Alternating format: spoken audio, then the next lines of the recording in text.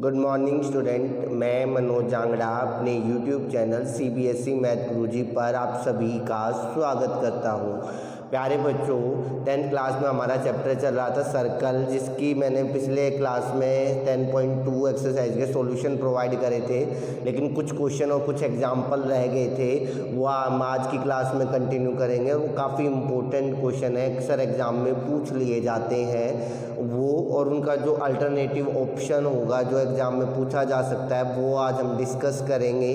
तो चलिए स्टार्ट करते हैं आज की हमारी वीडियो। दोस्तों, सीबीएसई मैथ गुरुजी चैनल को सब्सक्राइब करें और बेल आइकन दबाएं नए वीडियोस की नोटिफिकेशंस पाने के लिए।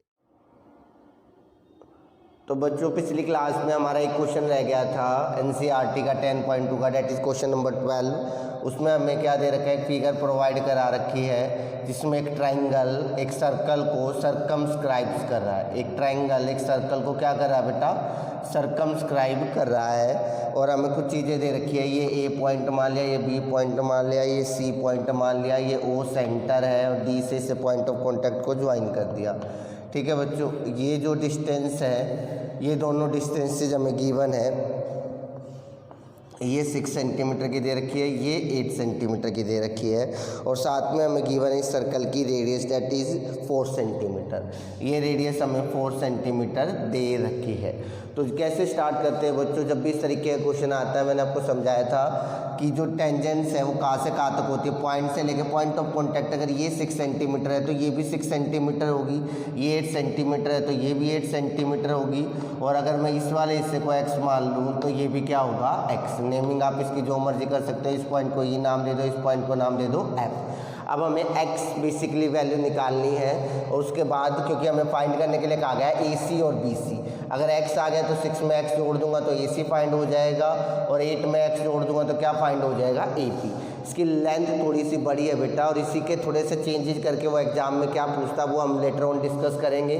पहले हम ये डिस्कस कर लेते हैं कि इस क्वेश्चन का सॉल्यूशन कैसे होगा। तो बच्चों, अगर मैं इनको मिला दूँ, ध्यान से देखना इनको सभी कॉर्नर को, ठीक है, इस तरीके से, तो आप ये ऑब्जर्व कर पा रहे होंगे कि जो ट्रायंगल ABC है वो 3 ट्रायंगल में डिवाइड हो गया। ध्यान से देखना बच्चों, ट्रायंगल ABC जो है वो 3 ट्रायंगल में डिवाइड हो गया है। ठीक है, ये 3 डार्क ट्रायंगल आपको दिख रहे होंगे। कौन से 3 डार्क ट्रायंगल, AOC, AOB और BOC। और अगर मैं इन तीनों का इंडिविजुअल एरिया निकाल के ऐड कर दूं तो मुझे, ध्यान से आप ऑब्जर्व कर सकते हो, देखो क्या मिलेगा, ट्रायंगल ABC मिल जाएगा। कुछ एक क्वेश्चन बेटा हमारे थोड़े से अलग होते हैं और इसमें अलग कॉन्सेप्ट लगता है, तो बेसिकली हम यहाँ ये कॉन्सेप्ट यूज करने वाले हैं कि इस ट्रायंगल का एरिया निकालेंगे ABC का, दो अलग अलग तरीके से। पहला तरीका तो ये है बच्चों कि जो एरिया ऑफ ट्रायंगल ABC है, उसको मैं क्या लिख सकता हूँ, area of triangle AOB plus area of triangle BOC plus area of triangle AOB, हो गया AOC। ठीक है बच्चों, अब इनका एरिया हम कैसे निकालेंगे, half base into height. Observe करो AOB कहाँ है, ये रहा। ठीक है, AOB ट्रायंगल में अगर आप बात करोगे तो ये तो उसकी हाइट होगी जो मैंने डार्क की, जो डेट इज 4 सेंटीमीटर रेडियस दे रखी है, और ये हाइट की होगी क्योंकि आपको पता है radius is perpendicular on tangent. ठीक है, तो ये तो हाइट होगी, और ये उसका क्या होगा, base, half base into height. ठीक है बच्चों, हाफ बेस इंटू हाइट। इसी तरीके से BOC पे आओ तो BOC की हाइट ये होगी बेटा, ठीक है, और बेस ये हो गया, डेट इज 6 + 8, तो हाफ बेस इंटू हाइट। ठीक है बच्चों, इसी तरीके से AOC पे आ जाओ, उसका भी ये वाला तो क्या होगा, बेस, क्योंकि radius is perpendicular on tangent, और ये हमें पता कितने सेंटीमीटर की, 4 सेंटीमीटर की। तो हाफ बेस कितना बेटा, 6 + x और इंटू में 4। ठीक है, कुछ कॉमन ले सकते हैं क्या, यहाँ से क्या ले सकते हैं, 1/2 ले सकते हैं, 4 ले सकते हैं। ठीक है, और अंदर क्या बचेगा बेटा, ये 8 + x + 14, ठीक है, और प्लस 6 + x। ठीक है बच्चों, 2 2 जा, और अंदर आप सिंप्लीफाई करो तो कितना आ जाएगा, x + x 2x, 14 6 28, 2 कॉमन ले लो, 2 कॉमन लोगे, 2 2 जा 4, कितना आ जाएगा, x + 14। ये आ गया हमारा एरिया ऑफ ट्रायंगल ABC। ठीक है बच्चों, ये आ गया एरिया ऑफ ट्रायंगल ABC। लेकिन जब तक मैं इसके इक्वल टू में कुछ नहीं रखूँगा, जब तक बात नहीं बनेगी। ठीक है। तो उसके लिए अब मुझे ABC का ट्रायंगल का एरिया एक और तरीके से निकालना पड़ेगा। वो तरीका अब आप देखो आपके पास क्या ऑप्शन है ABC का एरिया निकालने का। तो बेटा ना तो ये राइट एंगल ट्रायंगल जो मैं हाफ बेस इंटू हाइट लगा दूँ, ना ये इक्विलेटरल ट्रायंगल जो उसका फॉर्मूला लगा दूँ, तो यानी कि एक नॉर्मल ट्रायंगल है। और अगर ये नॉर्मल ट्रायंगल है तो पिछले साल आपने इसका फॉर्मूला सीखा था, हीरोन्स फॉर्मूला, जिसके अंदर आप क्या निकालते थे, सबसे पहले S निकालते थे। दैट इज क्या होता था A + B + C/2, यानी कि तीनों साइड का सम। अब किसी को भी A मान लो, A मैं इसे मान लेता हूँ, तो ये कितनी है 6 + x, B कितनी है बेटा 6 + 8 दैट इज 14, ठीक है। और C कितना है बेटा 8 + x डिवाइडेड बाय 2, तो कितना आ गया 28 + 2x डिवाइडेड बाय 2 आप कॉमन ले सकते हो, तो 14 + x डिवाइडेड बाय 2 से 2 क्या हो गया कैंसिल, ये हो गया हमारा S। समझ रहे हो बच्चों बात को। उसके बाद एरिया ऑफ ट्रायंगल ABC का क्या फॉर्मूला होता है बेटा, एरिया ऑफ ट्रायंगल ABC का फॉर्मूला होता है √S S - A S - B S - C S - A। अब वैल्यू सब्स्टिट्यूट करो बच्चों, यहाँ पर S कितना हमारा 14 + x, ठीक है बच्चों। उसके बाद हमें क्या चाहिए S - A, 14 + x - A मैंने इसे माना था, तो ये 6 + x है। और जब मैं इसे माइनस करूँगा, एक बात का ध्यान रखना, -6 - x आएगा। 6 + x को माइनस करना है तो माइनस ब्रैकेट के बाहर लगेगा, और जब ये माइनस अंदर जाएगा तो दोनों के साइन चेंज कर देगा। फिर S - B 14 + x, ठीक है बच्चों, 14 + x - 14, ठीक है। एट लास्ट 14 + x -c, ये -8 - x। ऑन सिंप्लीफिकेशन क्या मिलने वाला है देखते जरा, x से x कैंसिल आउट हो गया, ठीक है। 14 से 14 कैंसिल आउट हो गया, यहाँ x से x कैंसिल आउट हो गया, √14 + x, 14 में से 6 गया 8, ये x आ गया हमारा, 14 में से 8 गया 6। समझ रहे हो बात को। अब देखो बेटा, वो भी ABC ट्रायंगल का एरिया है और ये भी ABC ट्रायंगल का एरिया है। दैट मीन्स हम क्या कह सकते हैं, ये दोनों बराबर होने चाहिए। तो ABC का एरिया यहाँ से यहाँ रख सकता हूँ क्या, 4x + 14, ये जो स्क्वायर रूट है बच्चों इधर आके क्या बन जाएगा होल स्क्वायर, ये जो स्क्वायर ये इधर आके होल स्क्वायर बन जाएगा क्या, 14 + x × 8 × 6, या 8 6 जब 48 लिख लो, 48x। कोई प्रॉब्लम बच्चों। इसको 4 का स्क्वायर 16, x + 14 का होल स्क्वायर मत खोलना, इसको इधर ले आओ बेटा, ठीक है। इसको इधर लेके आओगे तो क्या बन जाएगा -14 + x, ठीक है, = 0। 14 + x या x + 14 कॉमन ले लो।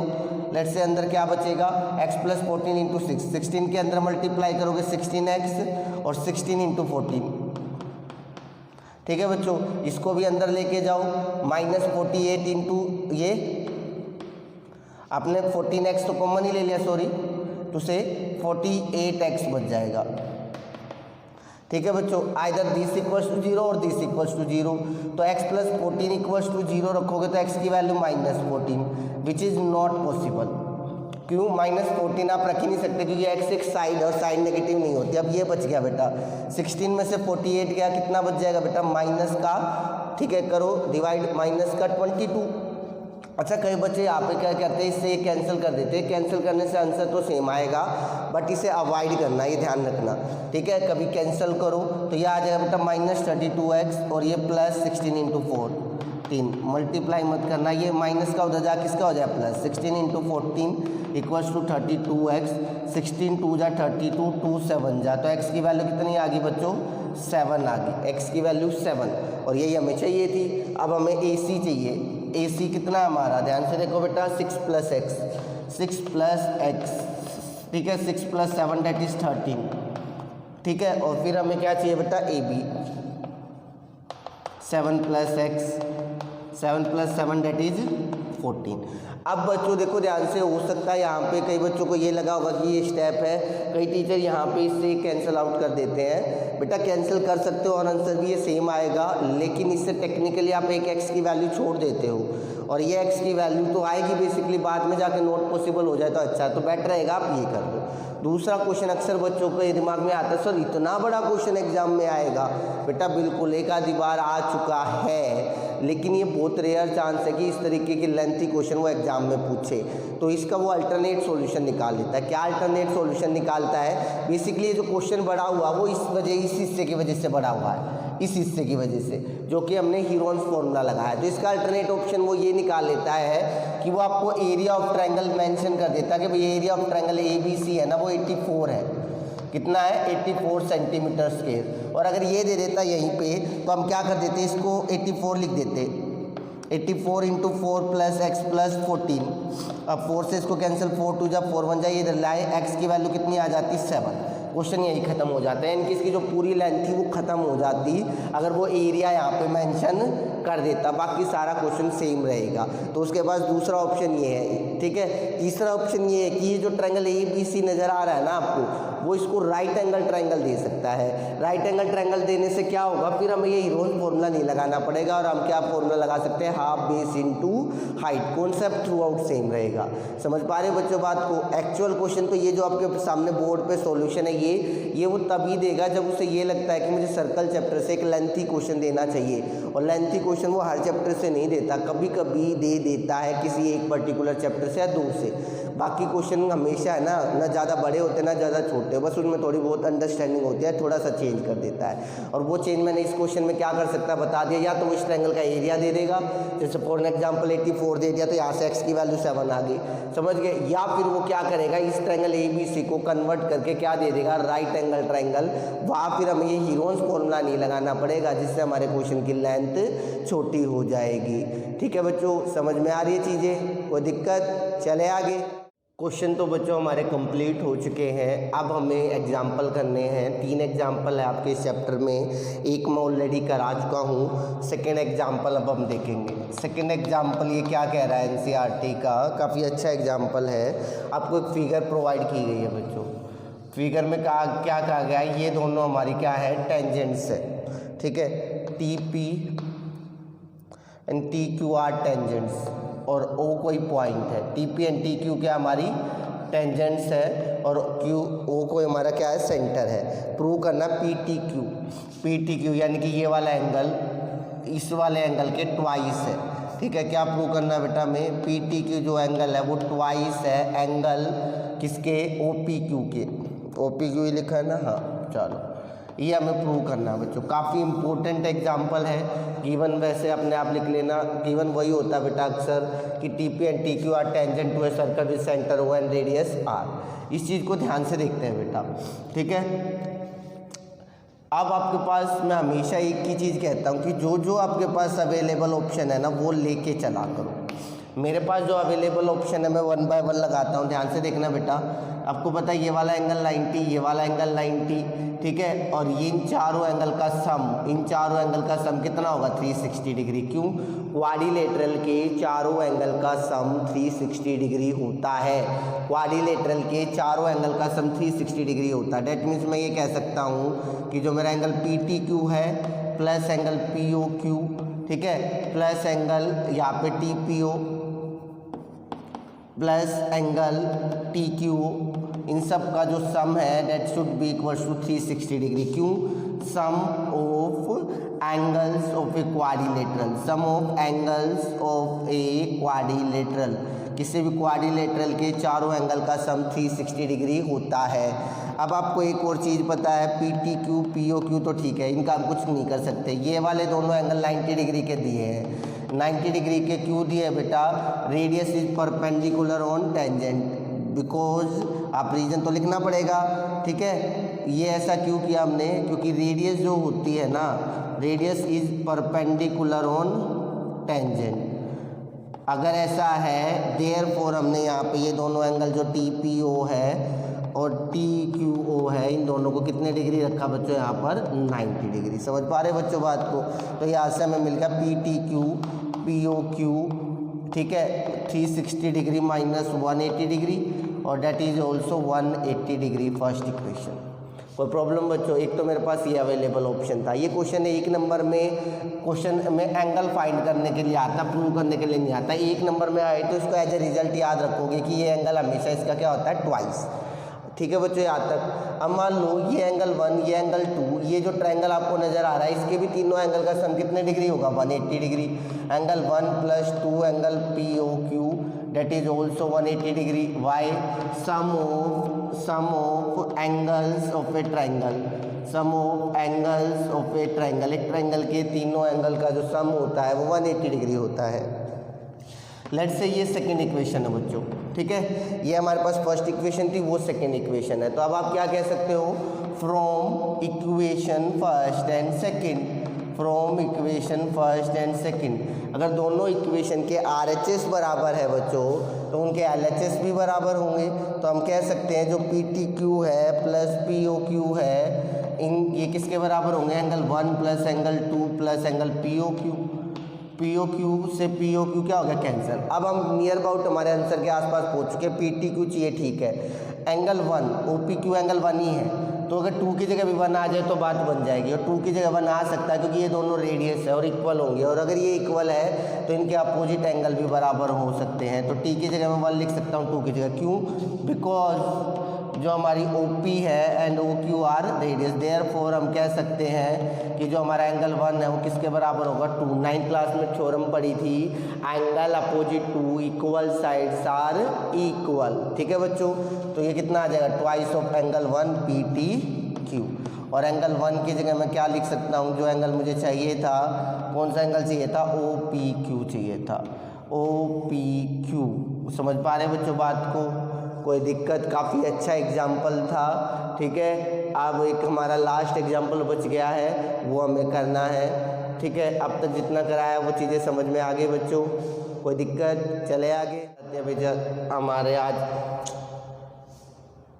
अब हम आ जाते हैं बच्चों एग्जाम्पल 3, जो कि हमारा आज का लास्ट क्वेश्चन और इस चैप्टर का भी लास्ट क्वेश्चन है 10.2, और उससे रिलेटेड जितने भी एग्जाम्पल थे वो सब के सब हमने कर लिए हैं, और उसके बाद 10 चैप्टर कंप्लीट हो जाएगा। 10.1 में फिलअप से वो आप मेरे बेसिक कॉन्सेप्ट को देख के कर सकते हो, जो कि मैंने करा रखा है। ये थर्ड एग्जाम्पल स्टार्ट कराने से पहले बच्चों मैं आपको एक इंपॉर्टेंट कॉन्सेप्ट बताना चाहूँगा, वो कॉन्सेप्ट देख लो ध्यान से। वो कॉन्सेप्ट ये है, लेट्स से कि हमारे पास कोई आइसोसेलेस ट्रायंगल है ABC क्या है, एक आइसोसेलेस ट्रायंगल, और इसमें AB बराबर AC है।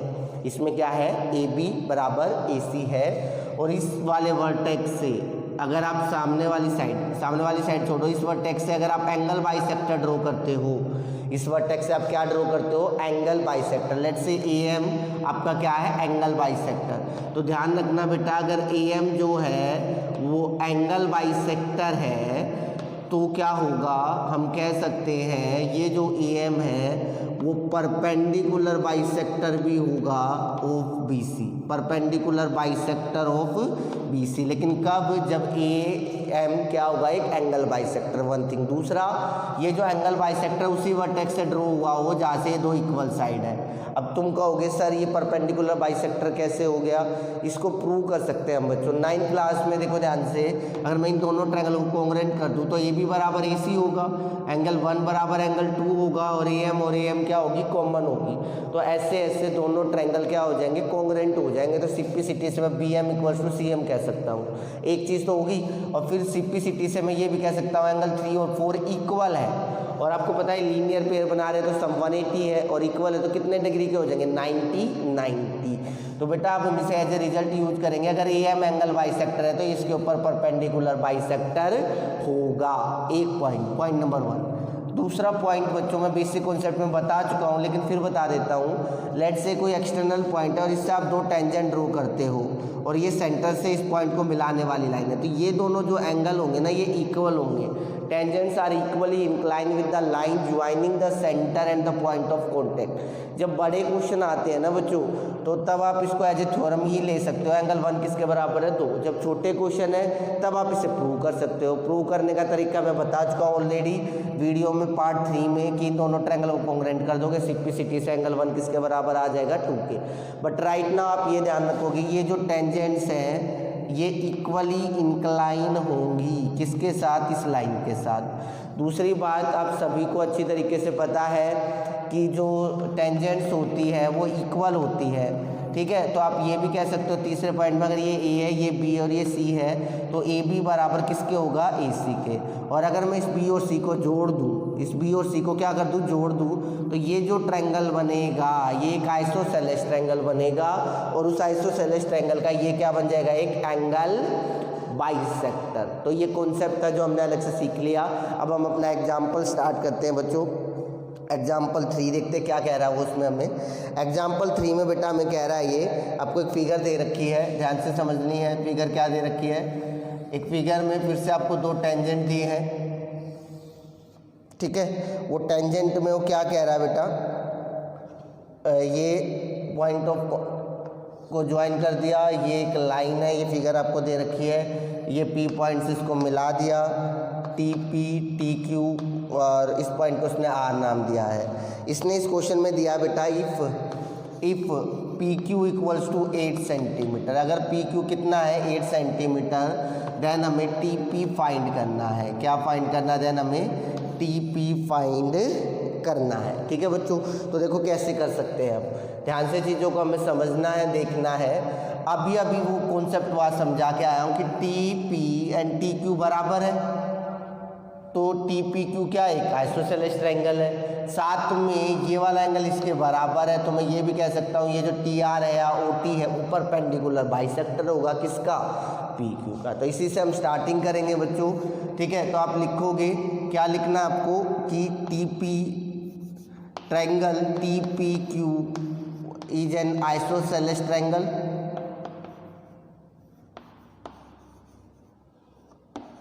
and OT is the angle bisector। अब जिसको इन दोनों ही चीज़ों में दिक्कत है उसको मैं क्लियर कर दूं कि ये टी पी टी क्यू के बराबर है, theorem 10.2, tangent drawn from an external point. और किसी भी ट्रायंगल की अगर 2 साइड बराबर होती है तो वो आइसोसेलेस ट्रायंगल होता है। एंगल 1 बराबर 2, क्यों, एंगल 1 और 2 टेंजेंट आर इक्वली इंक्लाइन। तो यहाँ पे आप रीजन भी लिख सकते हो, because T P equals to T Q and angle 1 equals to 2। तो T P equals to T Q है, इसलिए तो मैंने टी पी क्यू को क्या कह दिया, एक आइसोसेलेस ट्रायंगल, और एंगल 1 इक्वल्स टू 2 है, इसलिए मैंने ओ टी को क्या कह दिया, एंगल बाइसेक्टर। और अगर ऐसा है तो आप सो कह सकते हो O T is the perpendicular bisector, O T is the perpendicular bisector of P Q. कोई प्रॉब्लम बेटा, परपेंडिकुलर बाइसेक्टर तो आप कह सकते हैं ये जो पी आर है वो आर क्यू के बराबर होगा परपेंडिकुलर बाइसेक्टर में, और साथ में ये एंगल कितने डिग्री का होगा, 90 डिग्री, कह सकते हैं ना बच्चों। तो देयरफॉर अगर ऐसा है ये परपेंडिकुलर बाइसेक्टर, तो हम कह सकते हैं P R equals to R Q बराबर हाफ ऑफ पी क्यू। भैया जब मैं किसी भी चीज़ के बराबर 2 हिस्से करता हूँ तो एक हिस्सा पूरे का क्या होगा, हाफ ही तो होगा ना, ठीक है। तो पी क्यू हमें 8 दे रखा है, तो हाफ इंटू 8 तो कैंसिल आउट करके कितना आ जाएगा, 4 सेंटीमीटर आ जाएगा हमें। तो ये भी 4 मिल गया हमें और ये भी 4 मिल गया, ठीक है। रेडियस हमें ऑलरेडी गिवन है क्वेश्चन में 5 सेंटीमीटर। तो क्या मैं ये ओ आर निकाल सकता हूँ क्या यहाँ से, तो आपको पता पाइथागोरस थ्योरम, पाइथागोरस थ्योरम, इसमें ये एंगल 90 डिग्री का है, तो आप कह सकते हो जो ओ पी स्क्वायर है वो किसके बराबर होगा, O R square plus P R square, ठीक है। तो ओ पी हमें कितना दिया बच्चे, 5 का square, O R we need to find that, ठीक है। पी आर कितना दिया भैया हमें, 4 सेंटीमीटर, ठीक है। 25 का स्क्वायर, 4 का स्क्वायर 16 माइनस कर देंगे, ओ आर स्क्वायर, तो ओ आर स्क्वायर कितना आ जाएगा बच्चों हमारा 9, और फाइनली ओ आर कितना आ जाएगा, ठीक है बच्चों। ये सब थोड़े से अलग से क्वेश्चन है तीनों के तीनों, इसलिए मैंने थोड़े से अलग से ही कराए हैं लास्ट में। बाकी जब मैं एक्स्ट्रा क्वेश्चन और कराऊंगा तब आपको ये शायद कुछ हद तक क्लियर हो जाए, बट कुछ एक क्वेश्चन अलग ही होते हैं, आप कितनी कोशिश कर लो उसको सिमेट्रिक बनाने की, बाकी क्वेश्चन जैसा बनाने की नहीं बनते। बट ओ आर आया है, हमें तो टी पी चाहिए ये वाली लेंथ, तो कैसे निकालेंगे। तो देखो ध्यान से बेटा, ये जो छोटे वाला ट्रायंगल दिख रहा है ना, ये छोटे वाला ट्रायंगल, आप इसको इस बड़े वाले ट्रायंगल से सिमिलर करोगे। छोटे वाले ट्रायंगल को बड़े वाले ट्रायंगल से क्या करोगे, सिमिलर करोगे। सिमिलर करोगे तो नेमिंग लिखनी पड़ेगी। इन ट्रायंगल OPR, एक ट्रायंगल की नेमिंग तो चाहे जो मर्जी लिख दो, मैं 6 चैप्टर में आपको सिखा चुका हूँ, लेकिन जब दूसरे ट्रायंगल की नेमिंग लिखोगे वो इसी के अकॉर्डिंग लिखोगे। O दोनों में स्टार्टिंग में कॉमन है तो लिख दो, इसमें R90 है, इसमें P90 है, ठीक है। छोटे वाले ट्रायंगल में R90 था, बड़े वाले में P है, तो जहाँ R है वहाँ P आएगा, तो बच क्या गया बच्चों, T OTP, ठीक है। कोई दिक्कत, समझ रहे हो बात को। अब इनको सिमिलर कैसे करेंगे, ये जो एंगल 1 है ये कॉमन है दोनों में, ठीक है भैया। उसके बाद आप ये कह सकते हो ये वाला जो एंगल है, ये वाला, ये 2 एंगल, और इसमें ये वाला 90 डिग्री है, ठीक है। छोटे वाले में एंगल 2 और बड़े वाले में एंगल TPO 90 डिग्री का है, ठीक है भैया। तो दोनों ट्रायंगल क्या हो गए, सिमिलर। और जब सिमिलर होते हैं तो क्या मिलता है हमें, कोरस्पॉन्डिंग साइड्स की रेशियो बराबर होती है। तो डेट मीन्स हम क्या लिख सकते हैं भैया, OP वेर इज OP, ये रहा, ठीक है। OP अपॉन में OT और PR अपॉन में TP, जो मुझे फाइंड करना था, ठीक है। आप यहाँ लिख सकते हो साइड्स ऑफ सिमिलर ट्रायंगल, ठीक है। Sides of similar triangle are proportional, ठीक है बच्चे। तो OP कितना है, OP 5, OT where is OT तो दे ही नहीं रखा, तो OP वाली रेशियो मत लो, फिर आप ले लो OR वाली रेशियो, OR अपॉन में OP, OR where is OR, हाँ OR है हमारे पास, OP भी है, PR भी है, TP। तो TP कितना आ जाएगा बेसिकली 20/3 सेंटीमीटर। समझ रहे हो बात को बच्चों। कुछ एक क्वेश्चन ज्योमेट्री के ऐसे होते हैं जिसमें आपको थ्रू आउट कॉन्सेप्ट क्लियर होना चाहिए। बाकी इनके अलावा जितने भी क्वेश्चन कर चुके हैं हम, वो आपको अच्छे से समझ में आ ही गए होंगे, और उम्मीद करता हूँ ये भी समझ में आए होंगे आपको। और अब आपको बेटा मेरी और मेरी टीम का काम अच्छा लगता है तो चैनल को सब्सक्राइब कर दिया करो, वीडियोज़ पर कमेंट कर दिया करो, लाइक करने में ज़्यादा देर नहीं लगती, ठीक है बच्चों। 2 मिनट में कितनी देर लगेगी एक लाइक का बटन दबाने में और एक कमेंट लिखने में। आप नेगेटिव चीज़ें भी लिख सकते हो, आपको ये चीज़ लग रही है कि सर ये चीज़ समझ में नहीं आई या ये वाला चीज़ें कुछ क्लियर नहीं हुई, तो कुछ भी, ताकि हम अपने आप को और इम्प्रूव करें। ये नहीं है कि आपको कुछ अच्छा लिखना है, आपको जो भी फ्रेंकली एडवाइस है, जो भी आपको अच्छा लगे या जो भी आपको बुरा लगे वीडियो में, वो आप मेंशन कर सकते हो, ठीक है। बाकी बेटा NCERT के सॉल्यूशन में हर चैप्टर के तो प्रोवाइड नहीं करा पाऊँगा, लेकिन जितना होगा मैं कोशिश करूँगा मैं प्रोवाइड करा पाऊँ। वैसे ओवरऑल सिलेबस तो मैंने आपको पहले ही कहा था कि मैं कंप्लीट कराऊँगा, और मैं करवा भी चुका हूँ बहुत हद तक। काफ़ी चैप्टर मैं चैप्टर 2 करा चुका हूँ, चैप्टर 7 करा चुका हूँ, 8 करा चुका हूँ, ठीक है बेटा। चैप्टर 9 करा चुका हूँ, ठीक है। 6 मैंने स्टार्ट कर दिया, इसी के पैरेलल स्टार्ट करके वो भी ख़त्म करा दूंगा, ठीक है। 10 चैप्टर आपका हो ही चुका है बेटा, फिर 15 चैप्टर भी करा चुका हूँ। इसके अलावा बहुत कम चैप्टर बचेंगे और वो भी आपको एग्ज़ाम से पहले मिल जाएंगे। तो आज की क्लास में बच्चों इतना ही, मिलते हैं अगली क्लास में।